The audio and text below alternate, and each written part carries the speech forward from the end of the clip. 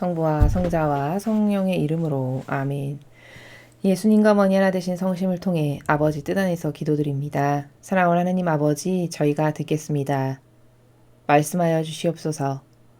또한 아버지의 뜻 계명을 지키는 이 운동이 널리 퍼져나가 아버지께 속한 선의 모든 세력이 계명을 지키자라고 소리 높여 외칠 수 있는 그런 대한민국이 될 수 있도록, 그런 인류가 될 수 있도록 축복하여 주시옵소서. 또한 그 계명을 지킬 수 있는 은총을 대한민국 국민들에게 주시어 그것이 윤리도덕의 기초가 새로운 질서가 될 수 있도록 축복하여 주시옵소서. 이 모든 기도 우리 주 예수 그리스도 이름으로 기도드리나이다. 아멘.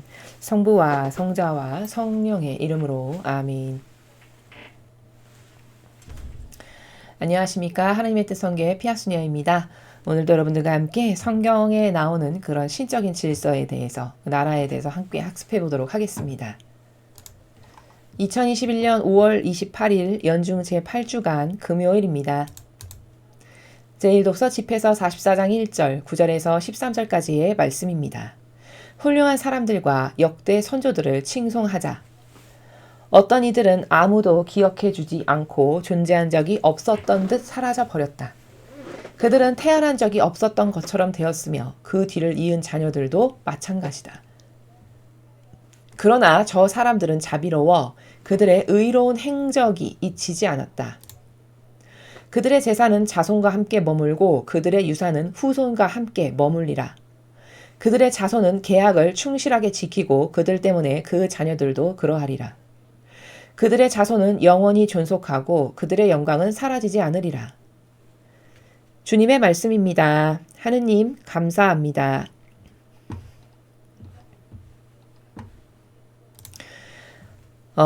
오늘 이 집회서의 말씀은 어떤 내용이냐면 의인들 있죠. 과거 구약부터 신약부터 그리고 현재 이르기까지 그 하느님의 훌륭한 일꾼들 중에 의인들, 아버지의 뜻을 행하느라 자기를 완전히 포기하고 자아를 버리고 배제하여 희생과 고통을 자원으로 여겨서 영예로 여기면서 살았던 이런 의인들, 그런 의인들은 기려야 한다라는 것이죠. 즉 다시 말하면 당연히 기려야 할 것을 기리지 않는 건 잘못된 일이다. 이것을 깨달아야 한다. 이 말을 지금 하고 있는 겁니다. 근데 여기 보면은 앞에 훌륭한 사람들과 역대 선조들을 칭송하자 이렇게 이야기하죠. 그럼 여기 훌륭한 사람들과 역대 선조들이 누굴까요? 뭐 예를 들자면 다윗이라든가 우리가 여태까지 공부한 바에 의하면 뭐 야곱, 요셉, 뭐 다니엘 이런 사람들 다 정신이 굉장히 훌륭했던 사람들이죠. 그래서 그 훌륭한 정신과 속성과 근성 때문에 하느님으로부터 많은 축복을 받았던 아버지의 자녀들이었죠. 예를 들면 이런 사람들을 칭송하자라고 이야기하는 거예요. 어떤 이들은 아무도 기억해 주지 않고 존재한 적이 없었던 듯 사라져버렸다. 그들은 태어난 적이 없었던 것처럼 되었으며 그 뒤를 이은 자녀들도 마찬가지다. 그러니까 지금 9절에 나오는 내용은 악의 무리들 있잖아요. 자기의 사욕과 욕망을 채우기 위해서 마귀와 타협하고 협력하고 동조하고 하나 되면서 살았던 이들은 시간이 지나니까 이제 아무도 기억 안 하고 흔적조차 없어져서 다 사라져버렸대요. 태어난 적이 마치 없었던 것처럼 다 잊혀지고 사라져버리고 아무도 기억하는 사람도 없고 칭송하는 사람도 없고 기리는 사람도 없고 이렇게 됐다라는 거죠. 그 뒤를 이은 자녀들도 그 후손까지도 다 똑같이 그렇게 잊혀지고 마치 세상에 태어난 적도 없었던 사람처럼 이렇게 다 사라져버리고 말았다라고 이야기하는 겁니다. 그러나 저 사람들은 자비로워 그들의 의로운 행적이 잊히지 않았다. 그러나 저 사람들, 어떤 사람들? 1절에 나오는 훌륭한 사람들과 역대 선조들. 즉 다시 말하면 제가 좀 전에 말씀드렸던 아버지께서 훌륭하다라고 인정하셨던 다윗이나 요셉이나 야곱이나 다니엘이나 뭐 엘리야나 엘리사나 기타 등등 이런 사람들, 그쵸? 그들은 의로운 행적이 잊히지 않았대요. 그러니까 이렇게 사욕과 욕망을 따르면서 지금은 부자 될 것처럼 떵떵거리면서 살았을지 모르겠으나 그들이 죽고 나면 아무도 그를 기리는 사람도 없고 다 잊혀져 버리고 언제 그런 사람 태어났었어? 그런 사람이 존재하기는 했어? 이런 식으로 다 잊혀져 버리지만 마귀랑 하나 된 사람은 그러나 하나님의 일꾼, 의인으로서 훌륭히 살았던, 자기를 완전히 배제했던, 그래서 아버지 뜻만을 이루기를 한평생 갈망했던, 그렇게 행했던 그런 사람들, 그들의 의로운 행적, 여기 의로운 행적이 보이시죠? 의로운 행적은 절대 잊혀지지 않고 다 전승되고 계승된다. 의로움을 기리다 보니 잊혀지지 않는다. 이런 이야기를 하는 것이죠. 그들의 재산은 자손과 함께 머물고 그들의 유산은 후손과 함께 머물리라.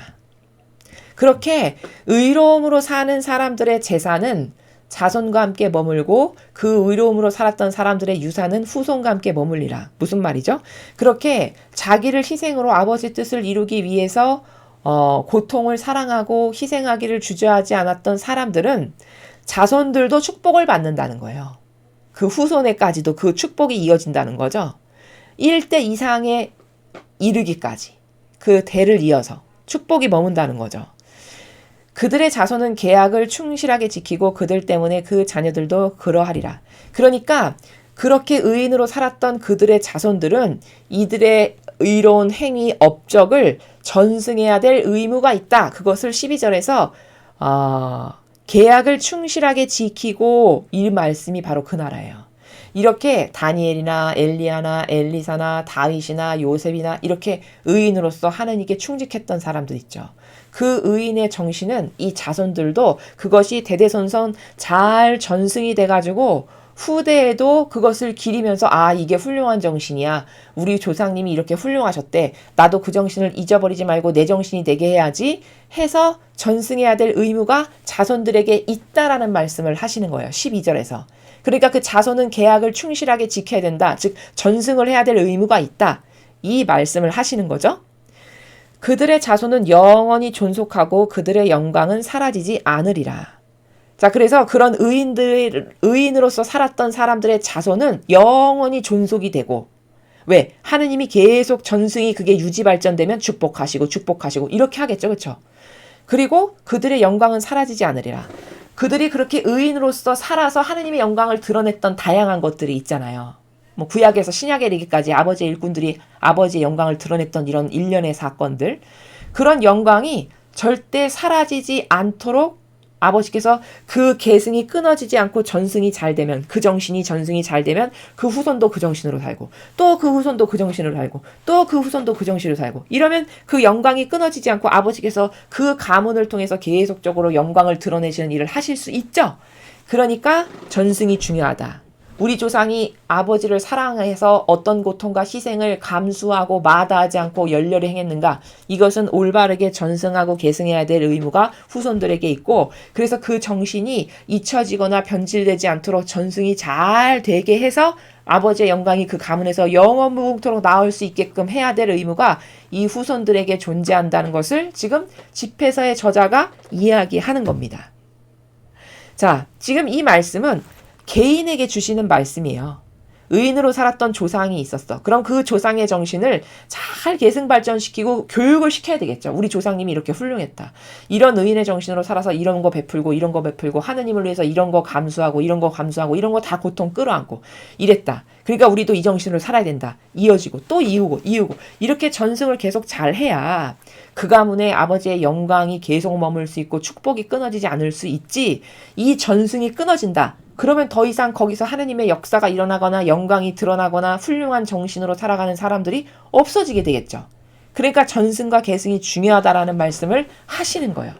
자, 여러분 이 말씀을 통해서 우리가 객관화의 작업을 거치면 생각해 보세요. 오늘날의 로마 가톨릭이 이 이교도의 교회가 이렇게 된 건 왜일까요? 자, 예수님께서 그리스도 교회를 세우셨을 때 12명의 제자들의 정신은 오늘날과 같지 않았어요. 여러분이 다 아시다시피 그들은 목숨을 걸고 복음을 전했고 다 순교로 인생을 마감했습니다. 그럼 그 베드로 사도를 포함한 기타 12명의 제자들에게 있었던 그 훌륭한 의인의 정신이 후대에도 잘 계승발전이 되었으면 오늘날에 저렇게 역겹고 변질된 교회가 되지는 않았겠죠. 자, 그런데 그 예수님의 모범과 정신과 가르침을 닮은 그 정신의 계승이 끊어진 거예요. 그 전승이 끊어진 거죠. 불과 12제자가 없고 나니까 그때부터 벌써 변질이 시작이 돼요. 로마라고 하는 제국과 손잡고 하나 되면서부터 변질이 시작됐어요. 그러니까 한 번 변질되기가 어렵지. 그 교묘한 누룩의 마귀가 한 번 들어오기가 어렵지. 일단 침투하잖아요.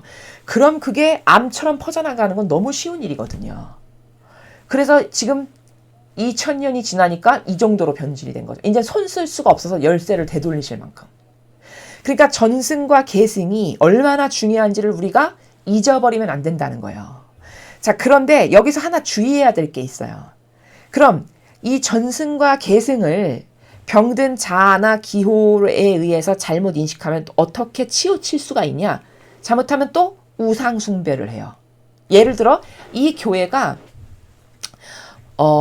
다양한 성인, 성녀 무슨 기념일을 세우죠. 그러면은 이 기념일이 물론 그들이 아버지 뜻 안에서 훌륭하게 하신 것도 있죠. 그러나 그 성인, 성녀들이 다 그렇게 오늘날의 이 우리가 배우는 신적 질서에 근거해서 조목조목 다 따져보면 그렇게 다 올바른 것을 한 것도 아니에요. 그럼 올바르게 안 산 건 다 100%가 다 가짜냐? 또 그것도 아니에요. 거기는 반드시 오늘날에 배우고 있는 이런 신적 질서와 진리에 근거하여 저게 과연 예수님의 정신이나 가르침이나 모범과 닮은 게 있는가, 그로 인해 맺은 열매가 있는가 없는가를 굉장히 유심히 살펴보고 따져봐야 될 필요가 있어요. 그치만 그럼에도 불구하고 여기서 오늘 집회사에서 말씀하시는 이런 걸 기려야 된다, 전승해야 된다, 이 말은 야, 그 인간을 우상 숭배해라, 이 말이 아니에요. 즉 다윗, 요셉, 야곱 훌륭하지, 모세 훌륭하지, 다니엘 훌륭해. 그러니까 성상 같이 예수님이나 성모님처럼 기둥 다 세워가지고 성상 딱 만들어서 세워놓고 거기다 지나가는 사람마다 다 절하게 하고 이렇게 하라는 말이 아니라고요. 여기서 전승하고 계승하라는 거는 그들의 정신이 예수님과 어머니의 가르침과 정신과 모범에 근거하여 닮은 부분이 있어. 의인으로서 고통을 사랑했고 희생하기를 마다하지 않았어. 그럼 그 양질의 것을, 예수님과 어머니를 닮은 것을 이러이러한 이러이러한 정신으로 사셨는데 그것이 훌륭하니까 우리도 그 정신을 계승 발전시켜야 됩니다. 이렇게 해서 그것을 전승하라는 말이지, 또 이것을 교묘한 마귀가 역사에서 잘못 이해하게 마치 무슨 신부 동상 딱 세워서 지나갈 때마다 거기다 인사하고 경배한다. 이거는 우상 숭배를 하는 거예요. 여러분, 우상 숭배가 뭐죠? 하느님 아닌 것에 절하는 겁니다. 그게 우상 숭배예요. 즉 하느님 아닌 것에 절하고 흠숭하고 공경하고 사랑해서 하느님에게만 드려야 할 절대적 사랑을 그 인간에게 주는, 이게 우상 숭배라고요. 그럼 여기 집회서의 저자가 오늘 그렇게 인간을 우상 숭배해라, 이 말이 아니에요. 여기는 그 예수님과 어머니를 닮은 훌륭 정신이 있다면 그걸 기려야 된다. 그래서 그 정신이 대를 이어서 계승 발전되도록 해야 될 게 후손에게 의무가 있다. 단순히 이거예요. 그래서 그 예시를 제가 들어서 말씀드리기를, 12제자까지는 예수님을 닮은 정신이 분명히 있었어요. 그러니까 거꾸로 매달려서 순교를 하죠. 어떻게 그런 것이 가능하겠어요. 그렇죠? 그거 분명히 예수님 닮은 열매 맞거든요. 그럼 베드로 사도나 12제자가 죽은 다음에도 그 정신이 이 교회에 있었느냐? 다 끊어져서 없어졌잖아요. 그럼 이것은 어떤 잘못이냐? 전승과 계승 발전이 똑바로 안 됐다는 거예요.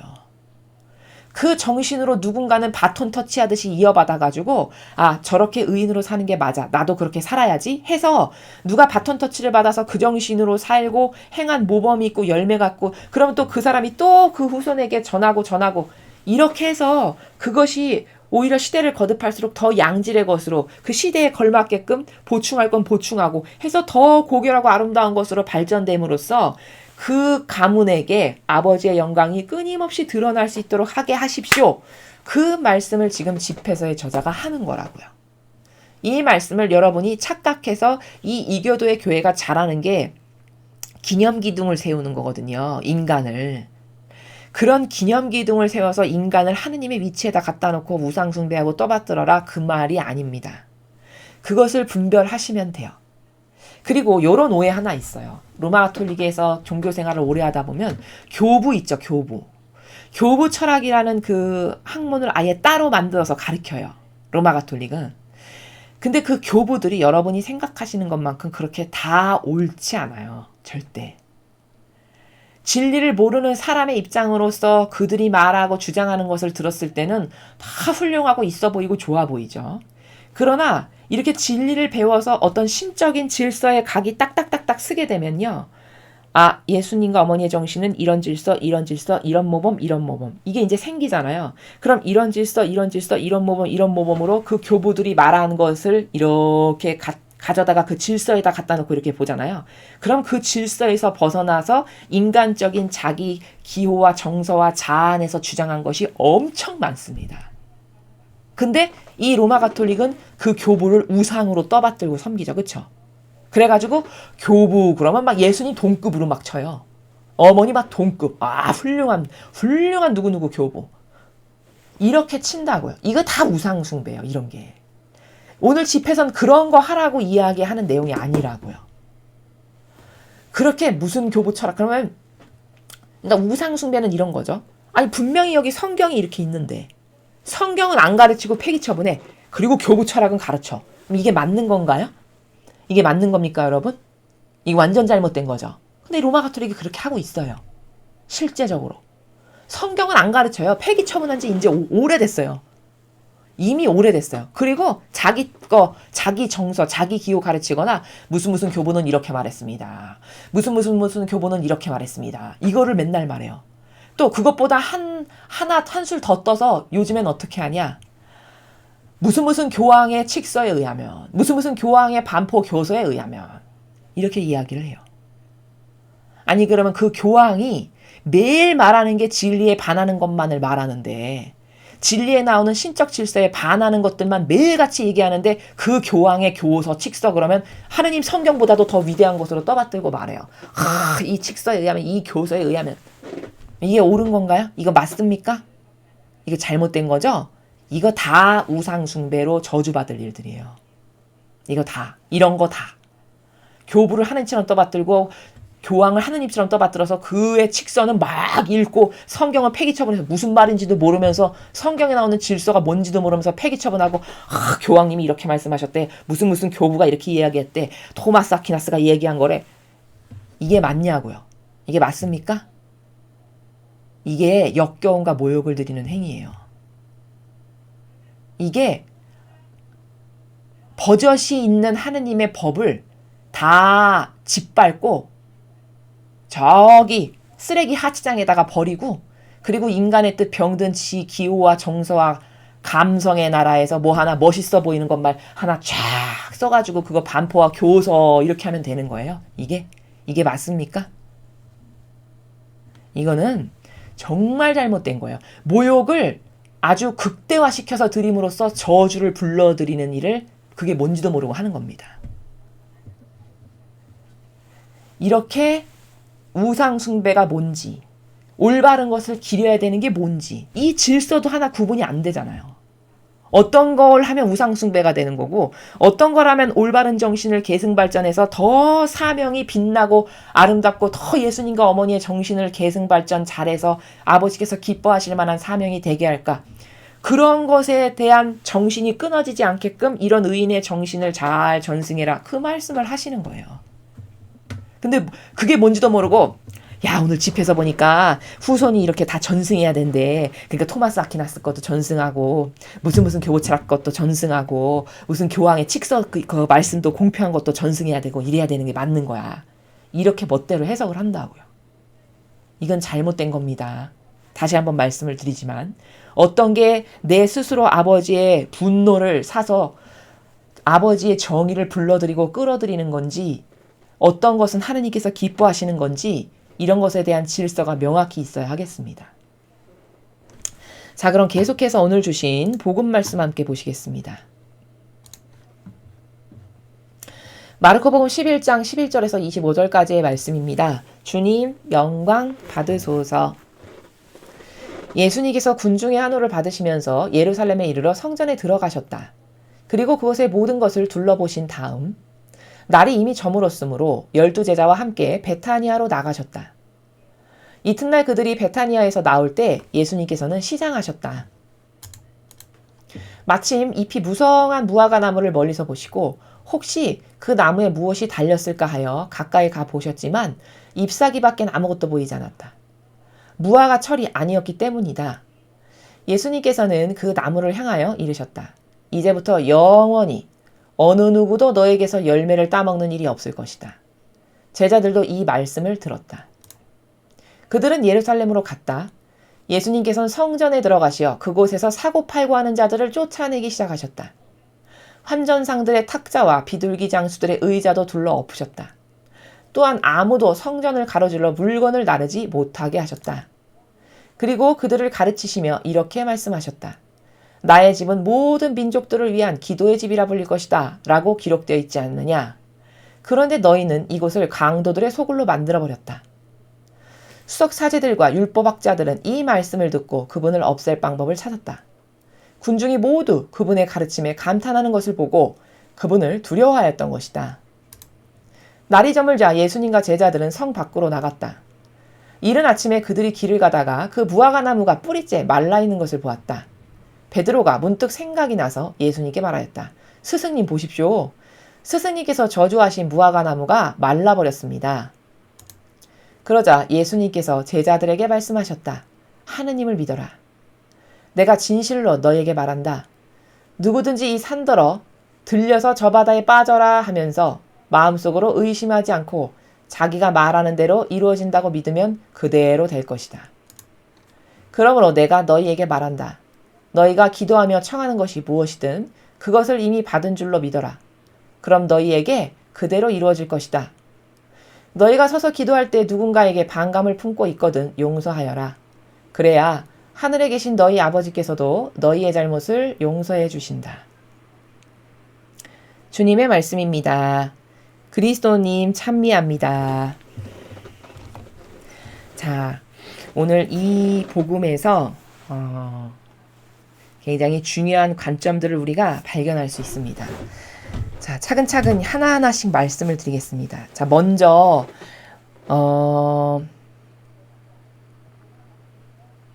지금 예수님께서 그 열매 맺지 않는 그 무화과 나무에 이제 가까이 다가가셨죠. 근데 잎사귀밖에 아무것도 보이지 않았다. 이렇게 말씀을 하셨어요. 무화과 철이 아니었기 때문이다. 그런데 그 열매 맺지 않는 무화과 나무에게 다가가셔서는 예수님께서 이제부터 영원히 어느 누구도 너에게서 열매를 따먹는 일이 없을 것이다. 이렇게 명령하셨어요. 그쵸? 그랬더니 아니나 다를까 후미에 베드로가 문득 생각나서 그 똑같은 길을 이제 지나가게 됐는데 그 무화과 나무가 있던 자리를 지나가게 됐는데 문득 베드로가 예수님께서 저거 열매 맺을 일 없다라고 말씀하셨지 라는 게 생각이 나서 유심히 봤더니 진짜 죽은 거예요. 무화과 나무가. 지금 이런 일이 벌어진 거죠. 자, 그럼 우리가 여기서 알아야 될 첫 번째. 자, 예수님은 삭은 갈대 하나도 그게 꺾이지를 원치 않으신다. 그래서 기회를 주신다. 삭은 갈대 하나, 꺼져가는 불씨 하나도 내가 그게 다 꺼져지거나 갈대가 꺾여서 죽기를 원치 않는다. 이 나라를 말씀하신 게 있죠, 성경에. 그러면 그토록 자비하셔서 끝까지 기회를 주시면서 인내하신다는 말씀이시잖아요. 그 말은? 그럼 그렇게 삭은 갈대 하나도 꺾이기를 원치 않으시는데 왜 무화과 나무는 저주를 내리셔서 죽게 하셨을까라는 거예요. 이해가 안 가시죠, 여러분? 상충되죠, 그쵸? 왜 그렇게 하셨을까요? 그럼 도대체. 이걸 알아야 되는 게 포인트죠. 자, 왜냐? 이거는 무화과 나무는 목적이 뭡니까? 목적이 열매 맺어야 되는 게 목적이에요. 그 나무의 목적이 열매를 맺어야 되는 게 목적이라고요. 그러면 열매 맺지 않았다는 것은 목적을 잃어버린 거예요. 목적성을 상실한 거죠. 그렇죠? 그 목적성을 상실한 것. 즉 이거는 하나의 사명에게도 똑같은데 열매 맺지 못하는 사명은 이렇게 죽이시더라는 거예요. 즉 목적을 잃어버린 것은 기회를 좀 주셨는데 이거 당장 지금 죽여버리신 거 아니잖아요. 이 무화과도. 여긴 안 나오는데 3년 된 무화과 나무인가? 다른 복음엔 그렇게 나오죠. 그런데 그 일정 기간을 주셨는데 역시나 열매를 못 맺어. 그러니까 어떻게 하셨죠? 너는 다시는 열매 맺을 일 없다 하고 죽여버리셨어요. 이게 엄청 무서운 일이에요. 왜냐? 이게 왜 무서운 일이냐?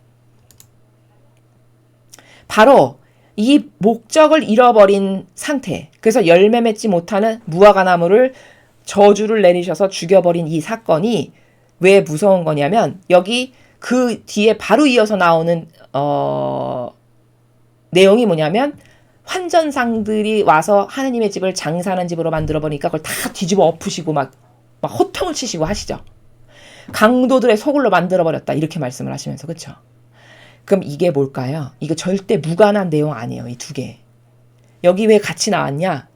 이렇게 이게 지금 환전상들이 와서 아버지의 기도하는 집, 아버지 뜻을 이루는, 사명을 이루는 집이어야 되는데 거기서 환전상 끌어들이고 그래서 거기서 사욕과 욕망을 챙기는 이 바리새법 학자들의 목적을 잃어버린, 사명을 행해야 되는 직분인데 가서 자기 사욕과 욕망이나 채우면서 그래서 본연의 해야 될 목적과 의무를 잃어버린 이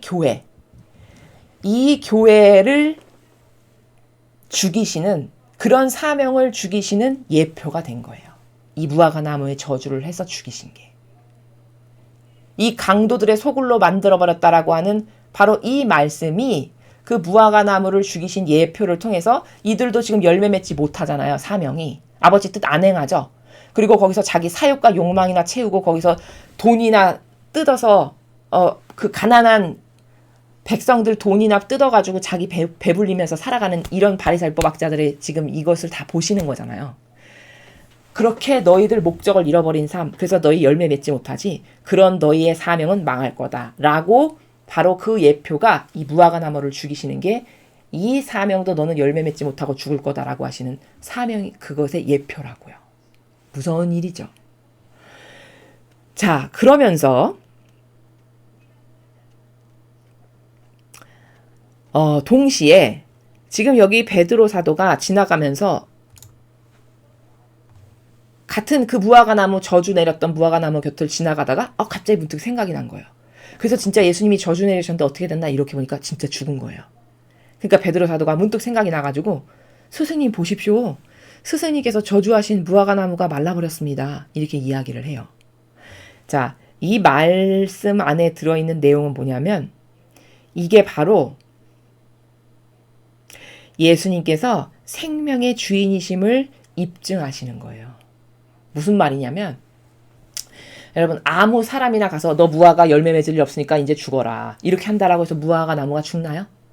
그렇지 않죠. 똑같은 사람인데 우리가 가서 하면은 안 되잖아요.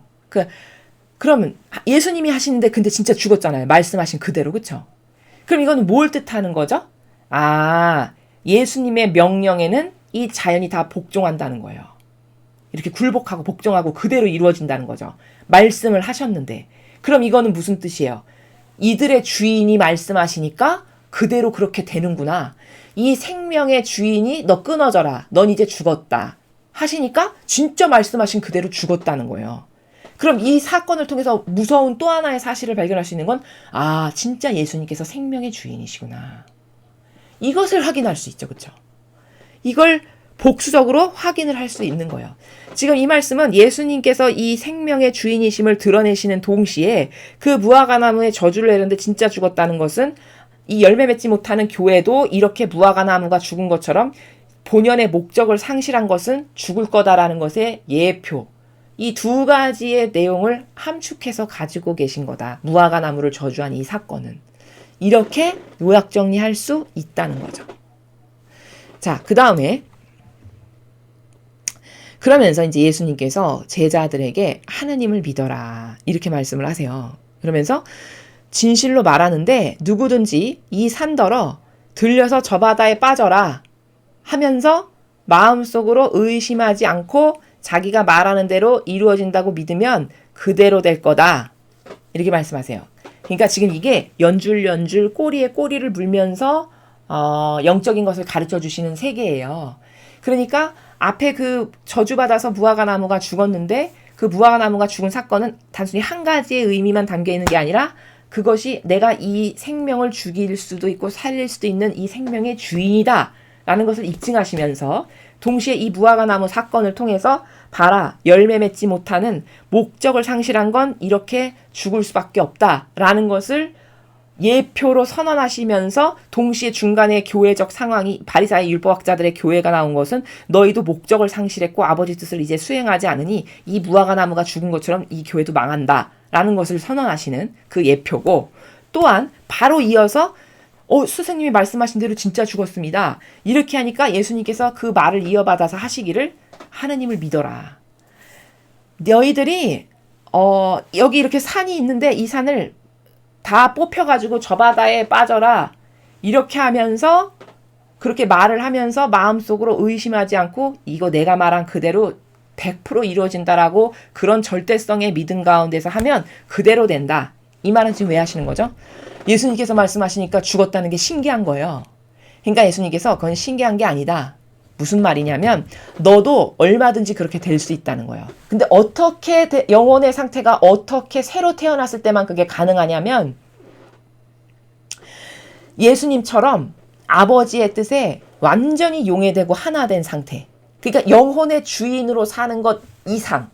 지금 우리는 영혼의 주인으로 사는 것도 이제 걸음마 아기 단계처럼 이제서야 알아가지고 그걸 하나하나 하고 있잖아요. 근데 영혼의 주인으로 사는 것 이상. 아니 그냥 아예 아버지가 나야. 곧. 나는 없어. 내가 어디서 왔나, 어떤 존재인가 생각도 안 나는. 그냥 아버지 이꼬르 나인. 이게 너가 완성이 돼. 그러면 그 상태에서 네가 이 산아 빠져서 저리로 빠져라. 이렇게 하면 그대로 된단다. 이걸 가르쳐 주시는 거죠, 지금. 사도들에게, 그쵸? 그러니까 네가 말하는 대로 이루어진다고 믿으면 그대로 될 거다. 이거는 너도 나처럼 아버지랑 완전히 용해되고 하나 된 상태에서 네가 죽어라. 그러면 이게 죽는다는 거야. 그러면 그때 네가 죽어라. 너는 저주받았다 하면은 그건 네가 하는 게 아니라 네가 완전히 하느님하고 하나 되고 용해됐기 때문에 네 안에 살아가시는 아버지께서 너는 죽어야 되겠다라고 말씀하시는 것이 되므로 너는 입만 빌려드리는 거고 목소리만 빌려드리는 것이지 사실은 하느님께서 명령하신 거고 하느님께서 명령하시니까 당연히 그대로 되죠. 원리상, 그쵸? 이렇게 되는 시스템을 네가 구현하면 네가 말해도 다 되는 거란다 라는 거를 가르쳐 주시는 거예요. 23절에서. 이해가 되시죠? 그러니까 23절의 내용은 단순히 도구고 너희들은 도구고 너희 안에서 아버지가 하시는 것이기 때문에 도구적 역할에 충실할 수 있는 근본의 그릇이 네가 되기만 한다면 네가 아무리 저 태산과 같은 산이라고 해도 뽑혀서 바다에 빠져라면 그대로 되는 거다. 그건 그대로 될 수밖에 없는 게 이 일은 이와 같이 오히려 그게 안 되면 이상하고 그대로 될 수밖에 없는 게 그건 네가 하는 게 아니라 그땐 네 안에서 아버지가 하시는 거기 때문에 아버지가 명령하시는데 안 될 게 뭐가 있어요. 그렇죠? 당연히 돼야 되는 거죠. 왜? 그분이 주인이신데 그분이 창조주시고 온 우주 만물을 만드셨고 그분의 말씀에 모두가 순종하고 복종한다고 앞에서도 말씀하셨잖아요. 집회서에서. 그러면 다 순종하고 복종을 해야 되는 게 정상이지. 그럼 네가 너는 죽었다 했는데 안 됐어. 그럼 오히려 그걸 뭘 반증하는 거죠? 너는 아버지랑 하나 안 된 상태다. 그걸 반증하는 거라는 거예요. 역으로 말을 하면. 입증이 얼마든지 가능하죠. 지금 그 차원의 나라에서 23절을 제자들에게 가르쳐 주시는 거예요. 어떻게 그거를 구현하는 건지. 너는 충직한 도구가 되면 단순히 될 일이다.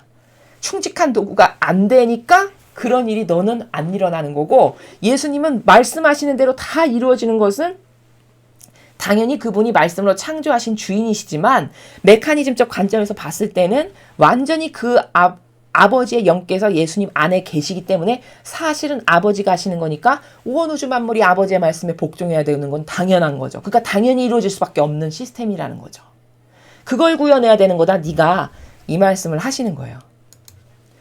그러면서 그러므로 내가 너희에게 말한다. 너희가 기도하며 청하는 것이 무엇이든 그것을 이미 받은 줄로 믿어라. 그럼 너희에게 그대로 이루어질 것이다. 24절도 똑같은 나라예요. 네가 무엇이든지 간에 청했어.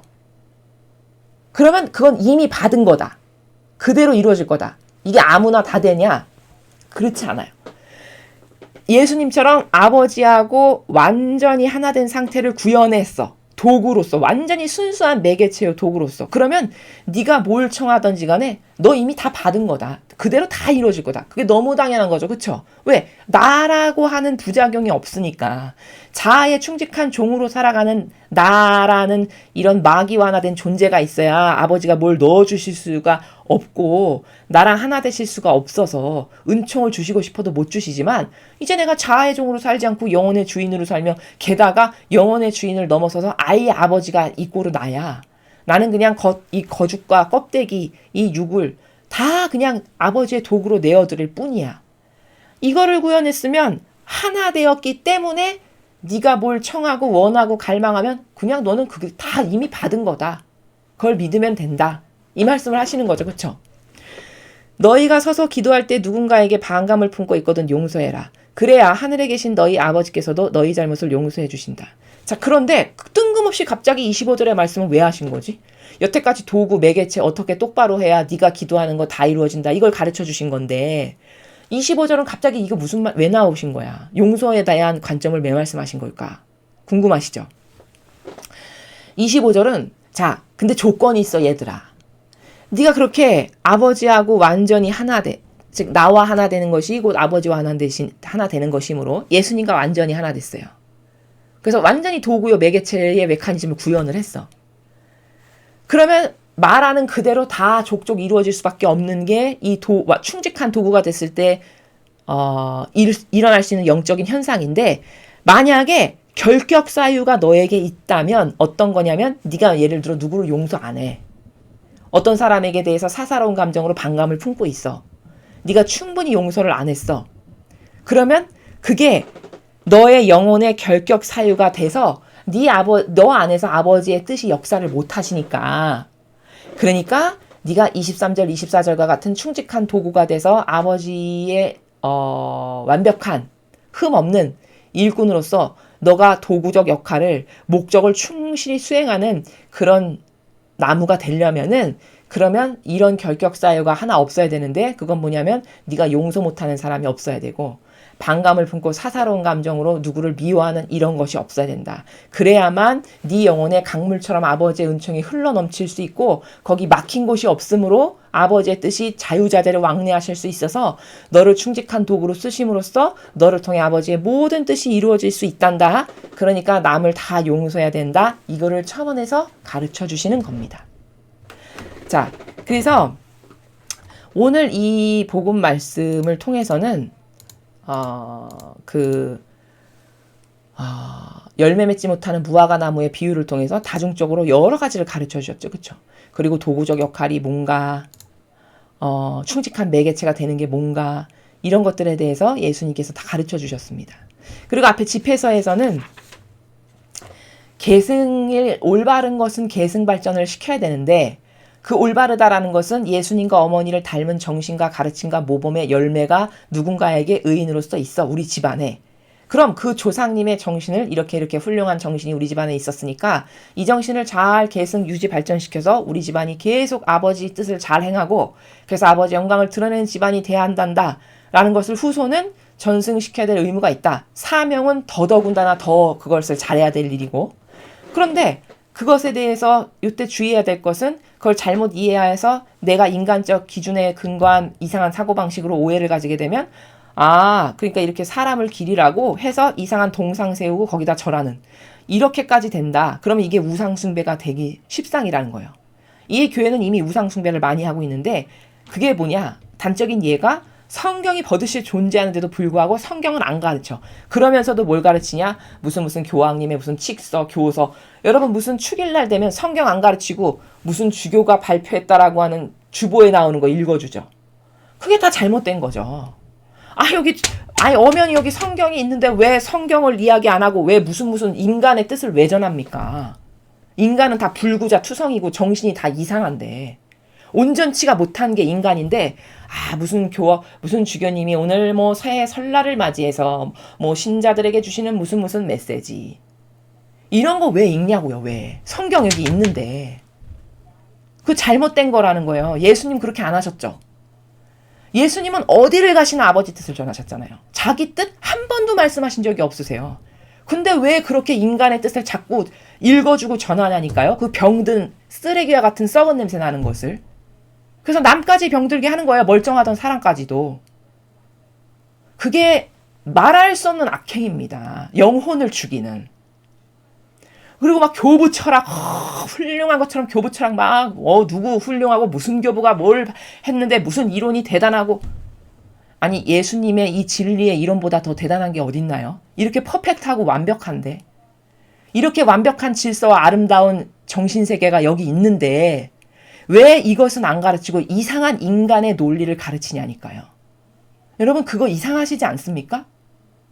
병든 인간의 정서와 기호와 자기의 뜻을 왜 전하냐고요. 왜? 남까지 막이 되라고? 그게 잘못됐다라는 거죠. 그래서 여러분이 이제 이런 것을 배우셨으니까 관점의 세계가 자꾸 열리실 수밖에 없어요. 그러면 여러분이 당당하게 가서 아닌 것을 아니라고 말씀하세요. 어디 예를 들어 미사에 갔는데 성경에 나오는 걸 말하지 않아. 그럼 여러분들이 예와 아니오의 정신세계에서 살아간다면 그럼 어떻게 해야 될까요? 아니, 성경에 오늘 복음에 이런 건데 왜 복음에 없는 걸 말합니까? 이렇게 예 아니오를 해야 되는 게 이게 정상적인 사고방식이라고요. 그렇죠? 아니, 예수님은 이렇게 가르치셨는데 이게 무슨 말인지를 가르쳐줘야지, 신자들에게. 그러면 이 정신세계, 이 아름다운 정신세계가 자꾸 신자들의 것이 되게 해서 그 양들을 풍성하게 배불리게 먹여가지고 아버지의 뜻으로 이끌어라. 이게 예수님께서 너 나를 사랑하니? 그러면 내 양들을 사랑해라. 이게 그 나라예요. 너 내 양들을 사랑하면 잘 돌봐라. 베드로 사도에게 3번이나 물어보시죠. 그렇죠? 그게 엄청 중요하니까. 다짐을 받으시죠. 너 나를 사랑하니? 너 나 사랑하면 내 양들을 잘 돌봐라. 양을 잘 돌보는 게 뭡니까? 아버지께로 가까이 어떻게 하면 예수님과 어머님께로 자꾸 가까이 인도할까? 그래서 그들이 더 복을 많이 받고 축복을 많이 받고, 그래서 복을 많이 받다 못해 서로 나도 의인으로 살아야 되겠다. 저렇게 멋있구나, 저 정신세계가. 이렇게 되게끔 하라는 게 아버지의 뜻이시잖아요. 근데 맨날 역겨운 자기의 뜻을 거룩한 주님의 제단이라고 가르치면서 거룩한 주님의 제단 위에서 역겨운 자기의 뜻을 맨날 가르쳐요. 그럼 이건 잘못된 거잖아요. 그렇죠? 잘못된 건데 잘못됐다라고 말하는 사람이 아무도 없어요. 다 입 닫고 침묵하고 있어요. 그렇죠? 이것도 잘못된 거예요. 그러니까 오죽하면 예수님께서 내 종이라는 것들은 짖지도 못하는 개, 이렇게 이사야서에서 말씀하시잖아요. 도둑이 들어왔으면 왕왕 짖어야 되는 게 개의 직분이죠. 그 개가 마땅히 해야 될 일이죠, 그게. 도둑이 왔는데도 안 짖어. 그럼 이건 개의 목적성을 상실한 거예요. 개를 키울 필요가 없는 거지. 도둑 오면 짖으라고 거기다 갖다 놓은 건데. 이렇게 뒤죽박죽 엉망진창으로 살아가는 게 이 시대의 인류입니다. 여러분께서 이런 진리의 내용을 들으시고 배우시고 이제는 사고방식을 다르게 하셔야 돼요. 배우신 것만큼, 들으신 것만큼, 깨달으신 것만큼 아닌 건 아니다라고 말할 수 있는 용기를 아버지 주세요 해서 용맹하신 정신으로 거듭나셔야 됩니다. 그래야 하느님 보시기에 그래, 너 진짜 내 자녀답구나. 너 진짜 훌륭하다. 이렇게 아버지를 기쁘게 해드리시는 일이 바로 우리가 할 수 있는 일들이 그런 것들이다. 이런 것에 대해서 여러분께서 오해가 없고 어떤 스탠스와 행동을 취하는 것이 아버지를 기쁘게 하시는 건지에 대해서 막연한 게 아니라 구체성의 나라에서 생각을 하시고 행동으로 옮기시는 그런 여러분들이 되셨으면 좋겠습니다. 이상으로 2021년 5월 28일 연중 제8주간 금요일 복음 해설을 마치겠습니다. 감사합니다.